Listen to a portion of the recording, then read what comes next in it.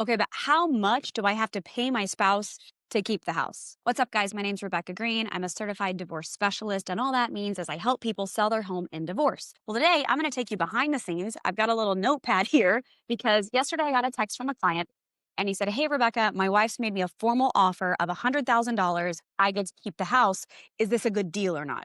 And I need to preface this whole conversation by saying, I'm not an attorney. I'm not a financial advisor. I just had these conversations enough times that I know the right questions to ask. So when someone has a decent idea of what their personal finances look like or have the apps on their phone to be able to log in, what I end up doing a lot of times before I get to the closing table with clients is trying to help them flesh out some of those numbers. Because in divorce, when a home is the largest asset that two people own, the numbers can get funky when someone wants to keep it because they've got to find some way to drag the equity out of the house and give it to the out spouse or the person who is leaving. So the guy, it was a male client. He called. He was like, "Hey, can you help me? Is this a good deal? I don't know." And I said, "Well, let's just sit down and run through it." So today, what I want to do with you all is talk you through this client's numbers, hoping that maybe whenever it's your turn, you'll start to get an idea of what this looks like.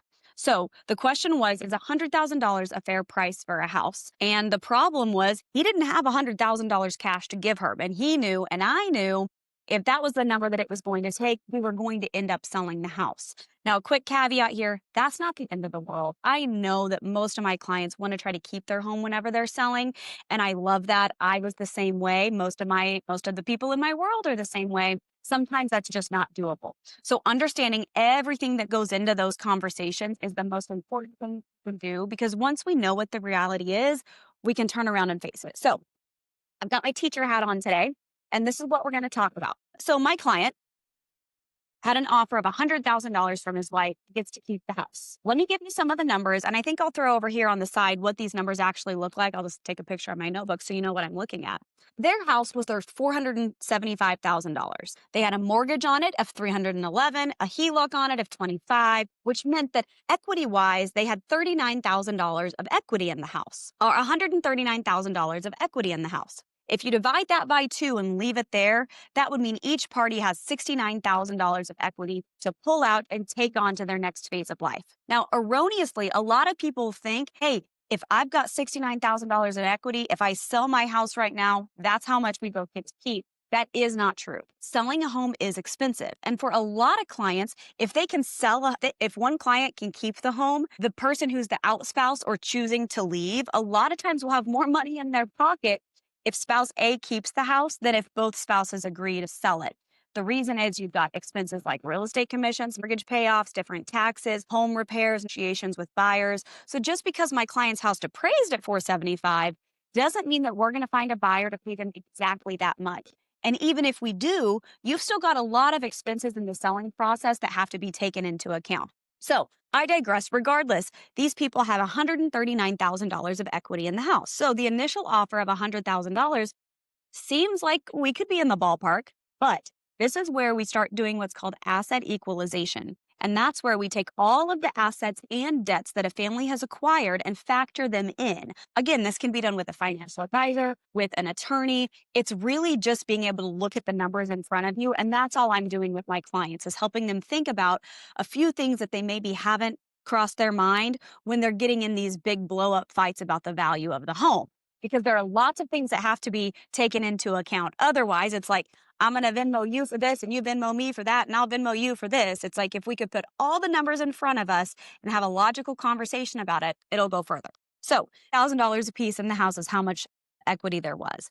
Then they had a student loan and they also had a credit card. Now, the credit card the husband had, the student loan the wife had, and they were right about $3,500 a piece. So in our numbers, we just scratched those out. But if you're running your own numbers, making sure you've got a list of debts and assets for each person is really important. Now, another caveat here to think about, most courts in the state of Missouri, where my real estate practice is predominantly housed, say that all debts and all assets within a marriage are equal. Meaning if I've got a credit card because I have a gambling problem, technically that credit card expense is shared by both of us. And that's just what it is. Even if it's only in my name, in the same way, if the house is only in his name, it's a marital asset, it's a marital debt, and a court would split it 50-50.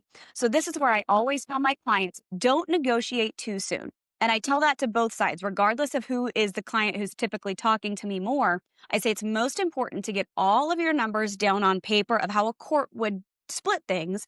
Then you can go from there to start being Mr. Nice Guy and taking accountability for maybe some debts that you had a more of a buy into the marriage with. Anyway, in this situation though, her student loans and his credit card debt canceled out, so we just tossed those out the window for numbers' sake. Then you go down to cars, and you may be like, Rebecca, why are you talking about cars and a real estate asset? Well, unless they're both going to sell their cars and equal out the expenses across the board, the best thing you can do is to take out all the numbers together and see where you're at. So her car's worth $42,000 and she's only paid off 10. Now on the flip side, his car is worth $30,000 and it's completely paid off. This is an important thing to realize because cars can have a lot of value and a lot of equity. A lot of times couples don't buy new cars at the same time. So that could be a big number that one spouse is going to take with them into the next phase of life, is either the equity from a paid off car or the car payment from the car that they're going to continue to drive. So in this situation, his equity has to be split both ways to make sure that it's fair. Finally, we've got retirement. And in their situation, his retirement was $70,000, but she's got $150,000 sitting in her retirement, which again, you could technically do an asset transfer from, it's called a QDRO, where she could take some of her retirement, split it to him so that instead of him having 70 and her having 150, it's exactly equal. Or if you've got a large asset like a house that you're trying to value out some cash with, I find it a lot of times just as easy to do that at the same time and get one number where it's like, hey, if you want to keep the house and I want to buy you out of the house, let's make sure everything happens within that app transaction. So what I've got on my second page here, and again, this was about a 45-minute phone call to dig all of these things out, everything from vet records to pet records to credit cards. But what we finally came out with is not $100,000, technically not probably the fair number. So the house itself was $69,000 to the wife. Student loans and credit card, those cancel out. The car ends up being $10,000 toward the wife's portion of the equity, because remember, the husband has a $30,000 car, the wife's only paid off 10. So you take the 20, you divide it by 2, and that goes in the wife's column. Then retirement, the wife is actually going to lose $40,000 there because she had about $70,000 more than the husband did. So from the $69,000 of the house, we added $10,000 for car to her. That brought it up to $79,000. And then we subtracted $40,000 for the surplus in her retirement, which brings us all down to a total of $39,000. If they took all the assets together and did an asset equalization of $39K, the wife, in order for the husband to keep the house, would need to be paid around $39,000. Now, again, that can be a really complicated situation when you've got all sorts of, like, I call it divorce brain. It's like pregnancy brain on steroids. You've got emotions and questions and paperwork to fill out. But if you can arrive at a specific number that both you and your spouse agree, hey, at the end of the day, this is what it is on paper, then you can go back and start negotiating things like, well, that wasn't my credit card and I don't want to pay your student loan, but at least you have a number. So all in all, the fair number in this situation would be 39. Now, my seller client could go back and say, hey, technically it's 39, you want 100, I'll pay you 75. A court really doesn't typically care. What they want to see is two people agreeing to work together in a way that everybody feels like is a fair dilution of the marriage. One other thing that I do want to say in this video, and I try to say it every single time we talk about the sale of a home in a divorce, is an inspection. Now, if a seller calls me and is like, hey, Rebecca, we're getting divorced, the first thing I'm going to do is say, let's get a home inspection on the house. Why would that be?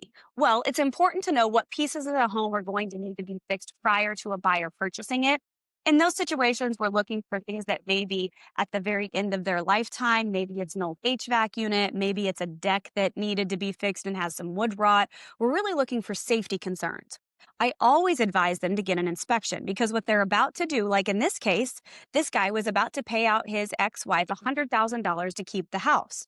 Now that might seem okay on the top, but what he's about to do is get half of his equity away and keep 100% of any required repairs. That means if that HVAC goes out, if that roof is at the end of its lifetime, the deck that hasn't been fixed in years, that all falls on him to fix. Meanwhile, she is running down the road happily with $100,000 in her pocket. So I tell people get that home inspection up front so you can have a list of any major repairs that are going to need to be made. That can go into the negotiations on the house. Maybe we find a $10,000 deck replacement needs to happen. Now, instead of $100,000 being fair, we would subtract 50% of the repairs and make sure that everybody's taking some responsibility for the current state of the home. Because another thing that I found is unfortunately, whenever marriages are failing, usually people don't have time or energy or the finances to fight about or think about home projects. So sometimes the home can be in a bit of disrepair just because we don't have the energy to be putting into that property at this time. So a couple of quick tips. I hope that's helpful. If you have any questions on how to run these numbers, or if you'd like to see more videos like this so you kind of figure out what your life looks like, I'm happy to do them. Just leave me a comment or some type of communication and I'll keep doing it.